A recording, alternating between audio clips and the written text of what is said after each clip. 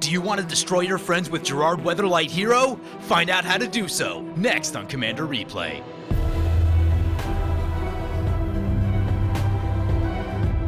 Hello everyone, welcome back. Today we are doing a brief introduction on Gerrard Weatherlight Hero, and we're going to be taking a look at a number of different build possibilities that we can do with Gerrard, some on the aggro side, some on the combo side, but also we're going to see just a little bit of control action in there as well.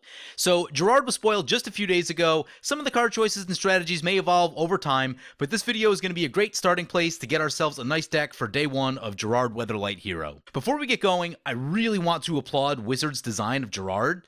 I've been thinking about this card for a few days, and it's really deep.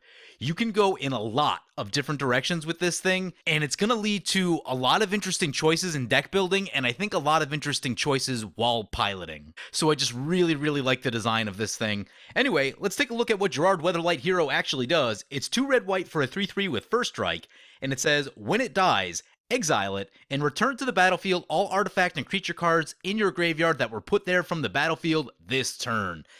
This has a lot of ramifications. The first and most obvious is that it's protection from your opponent's board wipes if you're trying to go wide. The next is you can use it offensively for your own board wipes, which is very cool. And then finally, there's a lot of combo possibilities with the ability to recur all of your stuff.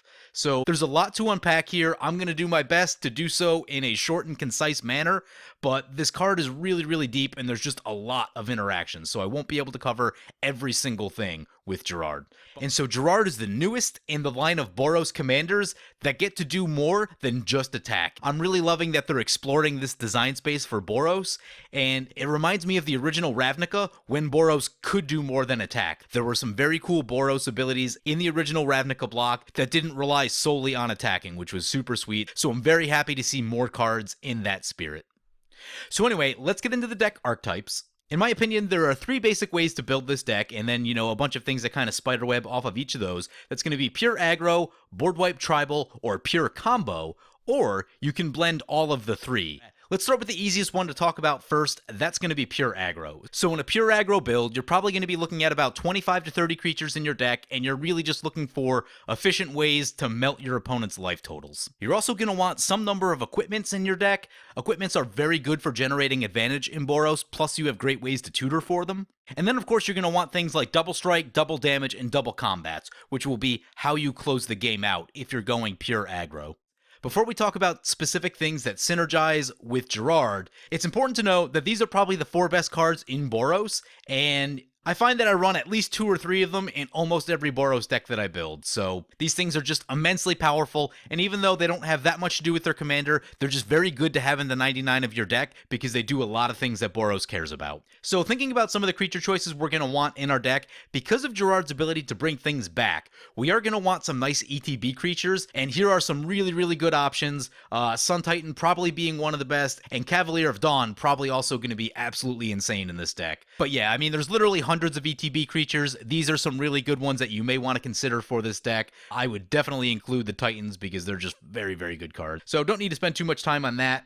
Next up is just the most aggressive creature in Commander, that's Serra Ascendant. Again, doesn't specifically synergize with our Commander, but if you just want to be aggro, Serra Ascendant stands in a class of its own. And the one thing that I want to talk about here is that Serra Ascendant is the only 1 or 2 drop that you should really be looking to in your deck to provide damage output. So the mistake that I see people make a lot is that they try to play 1 drops and 2 drops whose only purpose is to attack. If you see something like an Aggro and Hoplite, the only thing that card can do is provide damage. And I'm not saying that it's a bad card and never play it, but you have to understand that a 1 and 2 drop other than Serra Ascendant is not going to be able to punch out the damage in the same way that a 4, 5, 6, or 7 drop is going to be able to do in a game of Commander. If you're playing a 20 life format, it's much easier to get there. When you're thinking about the fact that you have to do 120 damage to your opponents, you don't want to be using creatures like these to try and get that damage. Sure, you may be able to chip in a little bit of damage here and there, but that's not their main purpose. Their main purpose is to help set you up for other stuff you want to be doing later. So here's some great 1 drops. And same thing, we're not really looking to get damage out of our 2 drops, even though we may. We want really good abilities out of our 2 drops, and here's some fantastic ones. with Stoneforge Mystic. The Remorseful Cleric, more people need to be running that. That's graveyard removal, and that is so, so important. And Selfless Spirit, Pure Steel Paladin, fantastic cards. So again, 1 and 2 drops, be thinking abilities, not damage. Next, we see a couple creatures that will help us ramp, and with Gerard's ability to re-trigger some of our ETBs, these are going to be some really nice options to get us some additional mana ramp. Next, we see some middle-of-the-curve creatures that are going to help us tutor for other things that we want to be doing. Recruiter of the Guard, Imperial Recruiter, don't do so much in the way of damage, but do help us find very specific things from our deck, especially if we want to be going more of a combo-y route. That's something you may want to think about. But also, even if you're just trying to find your Stoneforge Mystics, your Pure Steel Paladins, stuff like that, really, really helpful. Ranger of Eos, Ranger Captain of Eos, really helpful if you want to be finding those ability creatures and trying to find that Sarah Ascendant. Is just a really efficient beater that you can drop down for 1 mana. And then finally, Thalia's Lancers helps you find any legendary card. Most often will be a creature, occasionally it may be something else. It doesn't hurt to have a Core Haven in your deck if you're just really needing to make a land drop for some reason. But most of the time we're going to be looking to find things like Aurelia, Gisela, Godo, Elish Norn, stuff like that. Really big heavy hitters. And with Gerard's ability to give us a second ETB on that Thalia's Lancers, that is huge. So that is one that I'm definitely going to be thinking about as I'm building this deck. Next up, here's a couple creatures that don't specifically synergize with Gerard, but are some of the things that I look to if I'm just looking to melt life totals. Tiki Jiki probably going to be the most synergistic of the bunch because we're already talking about ETB creatures and things like that, so getting copies of that stuff, really, really good. The other 3, not as much synergy, but I've used them to great effect in aggressive decks when you're just trying to melt life totals, so... Next up, we see some really good 7-drops. Elish Norn, great for pumping up our team, shutting off opponent stuff. Maria Shepherd, great for getting back ETB stuff. Angel of Serenity is going to be really interesting because we're already running sack outlets, so there's going to be a lot of interaction we can do there. Potentially, we could exile 3 of opponent's creatures if we sack it before the trigger resolves. Pretty crazy. Nullspine Dragon is really interesting because if you're planning to have sack outlets, if Nullspine Dragon's already in play, you can sack Nullspine Dragon, sack Gerard, get Nullspine Dragon back post-combat, and then discard your hand and draw a bunch of cards. So if you're just needing to look at new cards, that's going to be a really spicy one to take a look at. And that ETB ability is a May, so you don't have to do it if you don't want to. So I think that's going to be something worth investigating. A little bit pricey at 7, but if you're expecting at least like an 8 to 10 turn game of Commander, totally legit, and is a great way to look at some extra cards, especially in an aggressive deck. Next up, we see some closers. So the next big tip for playing Boros aggro is you want to get a deadly blend of double strike, double damage, and double combats. When you mix all 3 of those together, even 2/2s and 3/3s can absolutely melt your opponent's life total. So here's a couple that I like. There are many more. True Conviction is just a fantastic card. Duelist Heritage, also really, really good. Still undervalued and underplayed in my opinion. Aggravated Assault, obviously it's got some combos that go with it, but there are many other additional attack step cards you could use as well. Savage Beating is one that I like. Waves of Aggression is one that I like. And Insult to Injury is double damage with damage can't be prevented, so it helps you get past Spore Frogs and Glacial Chasms, so that's really important as well. So these are just a couple of the ones that I like. And here's those same abilities that exist on the body of a creature, and I use these creatures in like most of the Boros decks that I play, so you're probably going to want some combination of these at the top end of your deck, because these are just some of the best creatures at making opponents' life totals go away. Next, we're going to talk about Boros card draw a little bit. And so one of the really powerful strategies that's emerged over the past year is wheel effects with Smothering Tithe. And when that happens, you get 7 cards and 21 mana to spend however you like. So there's a lot of powerful things to be doing there. Now, while you don't specifically have to do the wheel Smothering Tithe plan with Gerard, it is just a really effective strategy at getting a lot of mana and a lot of cards. But the one drawback is that this plan is not for the faint of wallet. If you needed to buy every card on this screen, it's probably going to run you on the order of $150 or something crazy like that. So it is very powerful, but it is not cheap to build into your deck. So if you're looking for some more budget-friendly card draw options in Boros, these are some very good ones, and there are others as well, but these are some of the better budget options in my opinion. And finally, one thing I want to talk about, if we are being aggressive, even though Gerard provides board wipe protection to our creatures, I think we still want to be running some number of other protection spells for our creatures, because there's going to be times where we may not be able to afford to recast it, or whatever random situation comes up where you want to keep all your stuff in play, you don't want to be sacking Gerard just yet, so you're going to want to run some number of these. Obviously 4 of these are instants, which can be tutored with Sunforger, something to think about. Legion's Initiative, Eerie Interlude, and Ghostway going to be really good for our ETB creatures. I would probably run at least 2 to 3 of these, maybe more if you're looking to go just like hard go wide aggro. Also worth noting that everything except Boros Charm gets you around Mass Bounce, like a Cyclonic Rift, or something like a Toxic Deluge. And that can be really, really important, so those are things to keep in mind as well. So next we'll talk about the board wipe tribal aspect of Gerard, and the main points here, you're going to be trying to wipe the board repeatedly to completely drain your opponents of resources. The one thing you'll have to decide is how you want to close the game out. Just having some good value creatures around may be a great way to do it. You could explore some of the more combo-y aspects as well. So the main point is, just think about how you want to close the game out. So here we see some board wipes. If you're doing board wipe tribal, you're going to want a lot of board wipes. Here are some of my favorites. If you are doing board wipe tribal, you're probably going to want at least 10 of them. There's some other things you can mess around with too. Potentially you could run something like Iroas and the instant speed red board wipes, and if you fire those off during combat, it will protect your creatures without having to blow up your own board, which is pretty cool. But having Gerard in play, you don't necessarily have to do that. You can just use Gerard as the protection mechanism. Things like Hour of Revelation and Planar Cleansing, that type of effect is just really good at getting rid of your opponent's combo pieces, their mana rocks. It really, really hurts them, especially if they're one of those players that relies more heavily on getting a lot of mana rocks as opposed to trying to make all of their land drops. I've seen that type of play stop opponents from being able to win because they're not generating mana late in the game. They might be stuck on 5 or 6 lands while you've got maybe 10 lands and you can just do way more than they can do. So things to think about right there. Another thing to think about, and this also applies to the aggro side of things as well, is that I think you're really going to want haste with Gerard, because if you have one of these lovely haste cards right here, you can do an offensive board wipe to clear out your opponent's blockers, and then when Gerard dies and brings everything back, it's all going to come back with haste, and you can just swing away. Beyond the fact that just having haste for your creatures is a good effect anyway, but I really like it for this offensive style board wipe, where you completely clear out the blockers, because when you're doing go wide aggro, one of the things that becomes a problem for you is just when the board gets clogged and you don't have a way through. Gerard plus board wipe plus haste card gives you a way through. So I really like this, and I think this might be a really good home for Urabrask, a card that I wish would see a little bit more love. It is definitely the most underrated of the Praetor cycle. Continuing on the board wipe tribal plan, here are 2 ways to repeatedly board wipe with the same cards. When you blow these up with Gerard in play, you will get them back and can do so again once they either untap or you have the mana. This is pretty nasty, and if you're doing this, I would expect the table to not like you very much. So just keep that in mind. You may not want to do this in a more casual setting.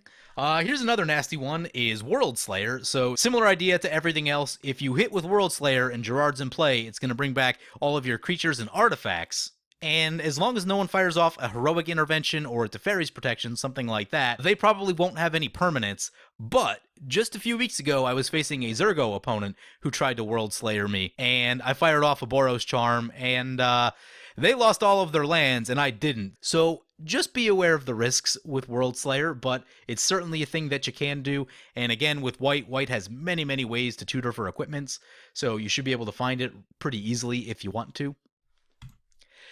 Alright, next up, we're going to talk about combo. There are a lot of different ways to combo with Gerard, and each of those combos, because it uses very standard combo pieces, branches into other combos that don't specifically require Gerard. So you have a lot of choices to make here about how you want to combo, which combos to run, how many deck slots you can devote to it, because you will still need to run removal and other things as well. So the combo side of this commander gets very deep and spiderwebs very quickly into a bunch of other things. So I'm going to do my best to cover as many as I can, but I'm definitely going to miss at least a few things. One other thing I'd like to talk about with Boros combo is one of the main issues with Boros combo is that you do not have access to Vampiric Tutor or Demonic Tutor, so your ability to find the piece of your combo that you're missing is not amazing most of the time. And so I've tried some Boros combo decks in the past. While they can certainly work and they can be effective, because of the lack of tutoring, it usually limits how quickly you can get to that combo. So for the most part, I don't expect very many Boros combo decks to go off before like turn 6 or turn 7 with any kind of consistency, just because of the difficulty in assembling all the pieces that you need. However, the thing that I'm seeing from Gerard that separates it from a lot of the other combos is the redundancy. There's a lot of redundancy in a lot of these cards, so if you just wanted to go really hard combo and run like every copy of something that'll get you there, I could actually see it being pretty consistent. Now, as far as the speed at which you assemble it, I don't know. The jury's still going to be out on that one. I'm going to have to play it a little bit to get a feel on that. But I was very surprised about the amount of redundancy that exists with the combos that you can pull off with Gerard. It's something that's very atypical of Boros decks. So first up, we're going to talk about some of the components that we need to actually combo with Gerard. And the first thing is going to be our sack outlets. The best one on here by far is Goblin Bombardment. It works in almost all of the combos and gives us damage, so we don't need to rely on other cards to get the damage in. But the 3 mana sack outlets are also very good. Altar of Dementia has a time and a place as well. Blasting Station is probably the worst of the bunch and is going to require a little bit more setup. I'm not completely sold on it, but it's something you can think about if you want to. And then, of course, there's also High Market. It's not repeatable, but it is just a really nice sack outlet attached to a land, so you don't need to devote a deck slot to it. The second component we're going to look at is Damage Dealers.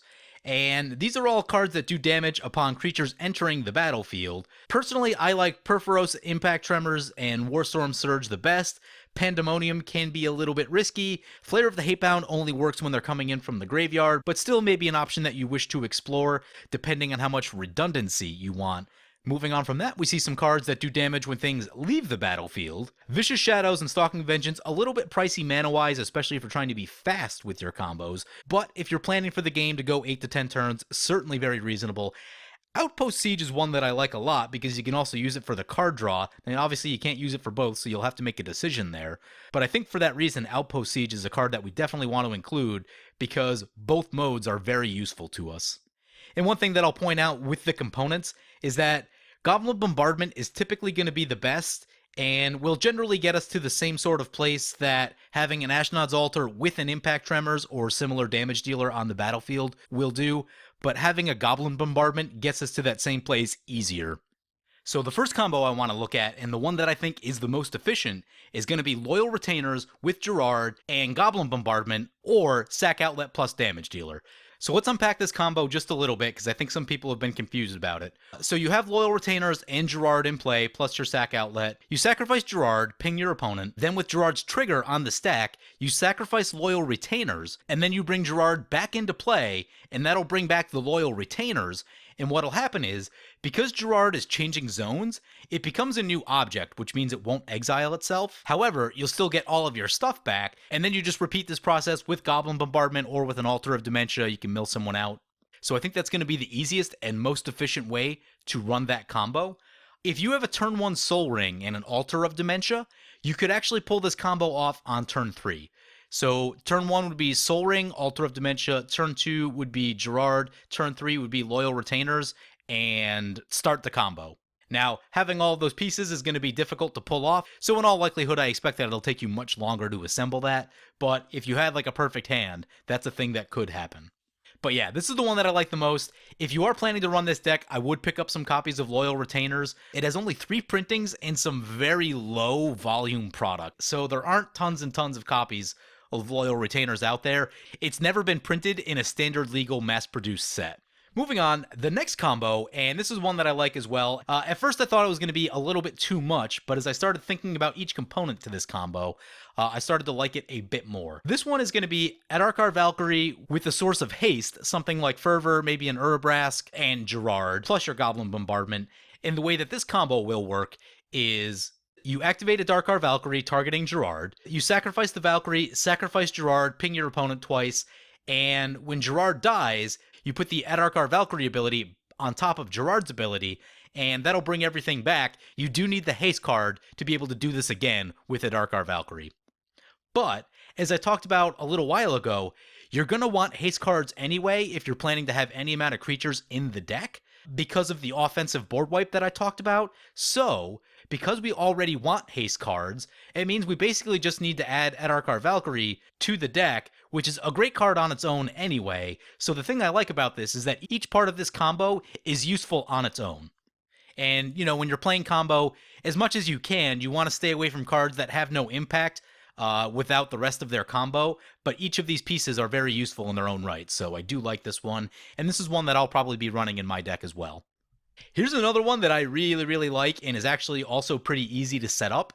And that's going to be any sack outlet with Gerard in play plus a Godo Bandit Warlord. So the way this one's going to work is with Gerard in play, you cast Godo. When the first ETB trigger happens on Godo, you sack Godo, sack Gerard, get Godo back, get another Godo trigger. With the first trigger that resolves, you get a Hammer of Nazan, and then with the second trigger that resolves, you get Helm of the Host, and there you go. Now you've got infinite attack steps. So if you're like me, and a combo win still means winning by attacking to you, then this might be the combo for you. This one can also be done very quickly with a Soul Ring. With a turn 1 Soul Ring, you could get this combo down on turn 4. Again, it requires a very specific setup, also means that you can't draw or mill Helm of the Host or Hammer of Nazan, which are things that will occasionally happen. But even worst case scenario, you still just got 2 equipments into play, so you should be able to find something to do with those. So this is another combo that I really, really like with Gerard. And then here's another combo. This one doesn't involve Gerard directly, but if we're already running the Adarkar Valkyrie combo and we've already got sack outlets, and Aurelia is one of the best cards we can be running in Boros, add Aurelia, and now you've got the Valkyrie Aurelia Goblin Bombardment combo. The way this one works is when Aurelia attacks, it creates a trigger that untaps all of your creatures. So with that trigger on the stack, you use the Valkyrie's ability targeting Aurelia, and then you sacrifice Aurelia to the Goblin Bombardment. And then what'll happen is Aurelia will come back to play, and because Aurelia is a new object, it will think that it's attacking for the first time again each time it attacks. So you can attack infinitely and get infinite sack triggers from Goblin Bombardment or Altar of Dementia. And or, if you just have another creature in play, you can also attack infinitely with that creature. So this is a combo that I've used occasionally in the past, and it's pretty effective, and just another nice little combo to be using here. Another combo to think about is going to be the Karmic Guide Revelark Sack Outlet combo. If we're already running a lot of ETB creatures and creatures that help us find some of our other creatures, then Karmic Guide Revelark is probably something you want to include. And this one is nice because it doesn't specifically require Gerard, but you can throw Gerard into the mix to get additional triggers onto that combo as well. So just another nice little option to have. And again, Karmic Guide, good on its own. Revelark, good on its own. Also a very reasonable attacker blocker through the mid game. So I do like this one as well because each card is good individually. Here's one, I'm not in love with this combo as much as some of the others, but it is one that you could run if you wanted to. So you need Gerard on the battlefield, plus any other creature, doesn't matter which one. You'll need a Nim Deathmantle in play, and then you'll need specifically Ashnod's Altar and an Impact Tremors. And the way this will work is that you sacrifice both creatures for 4 mana. You use Nim Deathmantle's ability to get Gerard back, and then the trigger will bring everything else back, and then you'll get some damage off the Impact Tremors. Now, if you have a third creature in play, this would actually generate you infinite mana, and you could explore some infinite mana wins with things like X spells and other stuff. Again, I'm not as sold on this one. I just like this one a little bit less. Maybe it's because I'm not a huge fan of Nim Deathmantle, but who knows? Maybe playing the deck will change my opinion on it. But that is another one that you can explore as well. Here's another combo to think about that doesn't specifically win you the game, but will generate insane amounts of value that may help you win the game. And that's just having Gerard on the battlefield and having a bunch of 1-drops out, feeding all your 1-drops to Skull Clamp, and then sacrificing Gerard to something. You draw a bunch of cards and then get all your stuff back. Seems pretty good, right? And here's another Boros combo that I have tried out in the past as well. That's going to be Sun Titan plus any sack outlet plus Fiend Hunter.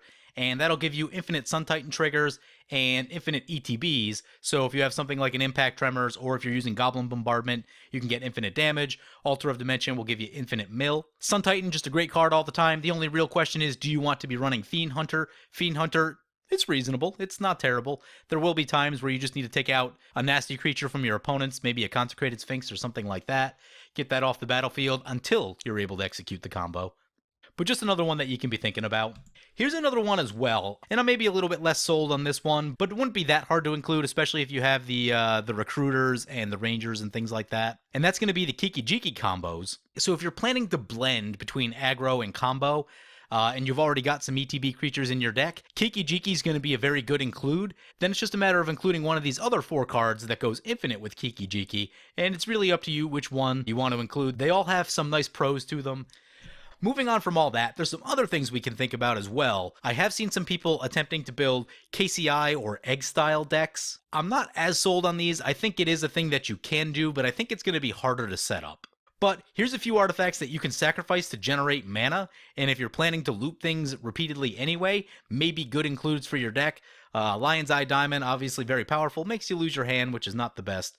But the other 3 could be a really interesting source of some additional mana if you need it. Here's a few other things that you can crack for card advantage if you're planning to sack Gerard this turn. And the one that I really like is Memory Jar. Memory Jar is pretty insane if you're talking about especially looping Gerard, but even just getting like 2 Memory Jar triggers in the same turn, that's 14 cards that you're looking at. That's pretty crazy. And then of course you still can't discount small amounts of value from like Mind Stone or Commander's Sphere. Just great ways to look at some additional cards and get your artifact back. As I mentioned a little bit, you can try to set up some sort of KCI eggs combo. I'm not going to go through all of that because I am not an expert in KCI or eggs, and it actually looks like a pretty hard to set up. And the other thing that I'm not loving about it is not all of the pieces are useful on their own. Here we see some of the better ones. We get some blockers and things that help us gain life, draw cards, which is helpful. But when you start talking about like the spell bombs and things like that, the spell bombs, you know, if you wanted to get there with like the red spell bomb that does 1 damage, you'll need to generate infinite red mana, and that's a whole nother level of things. Now you're talking about needing a lot of different cards and things like that. So like I said, KCI and eggs is a route that you can go. If you were like an experienced Brea player or something like that, you may be more interested in going this route. I am not, so I don't really have the level of experience to walk you all the way through how to win with KCI or eggs. But keeping in mind that Filigree Familiar and Skyscanner might just be nice includes anyway, since they do generate you some additional card advantage. Maybe not the most aggressive creatures ever printed, but certainly if the plan is to try and draw your entire deck, they can be very nice. So let's talk about blending all of the things we've just talked about together and trying to get to some semblance of a deck list, because there are a lot of different combos to choose from, a lot of different ways to focus this deck. So let's talk about the ones that I like most, and it will probably be in what I'm including. First up, I think the Loyal Retainers combo is going to be the strongest and easiest to assemble. I do like the Adarkar Valkyrie combo as well, because I'll be running some amount of aggro anyway. I won't be running this as pure combo. So that means I will be running the haste cards for the offensive board wipes, which means that Adarkar Valkyrie is very good. And then with that, I run Aurelia in like every Boros deck I play anyway, because it's good on its own, it's good with the team, it's just good all of the time. Either we can get their aggro, or we can assemble the combo for it. Both fantastic. Godo, very similar. Either you can assemble the combo with Helm of the Host, or you can just get it in there as something that finds some equipments and gives you some extra attacks, is very good as well. Plus you get those multiple ETBs if it's leaving play and coming back with Gerard, very good.